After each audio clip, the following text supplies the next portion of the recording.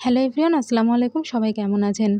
এই ঈদে আসছে অনেক, অনেক নতুন নাটক। তার মধ্যে একটি নাটকের আপডেট নিয়ে আমি আজ চলে এলাম। নাটকের নাম 'পুতুল পুতুল খেলা'। নাটকটি পরিচালনা করেছেন ইফতেখার আহমেদ ফাহমি।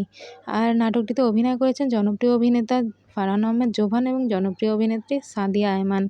'পুতুল পুতুল খেলা' নাটকটি আপনারা দেখতে পাবেন ঈদের দ্বিতীয় দিন রাত 9:30টায় আরটিভির পর্দায় এবং ইউটিউব চ্যানেল আরটিভির ইউটিউব চ্যানেলটিতে চোখ রাখতে হবে। ইউটিউব চ্যানেলে আরটিভি ড্রামা ইউটিউব চ্যানেলে।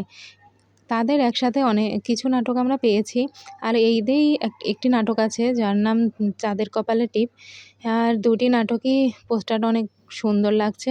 আর তারা গুটি কয়েক নাটক করেছে, খুব বেশি করেনি। তার মধ্যে আছে 'তখন যখন', 'মনে রাখবো', তারপর আছে 'মমতা', তারপর 'চাঁদের কপালে' তো আসছে, 'মন ভাগাভাগি', 'অন্তরে অন্তরে'।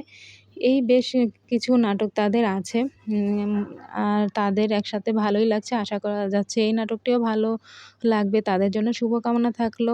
আর এই ঈদে সবাই বেশি, বেশি করে বাংলা নাটক দেখবেন এবং বাংলা নাটকের পাশে থাকবেন।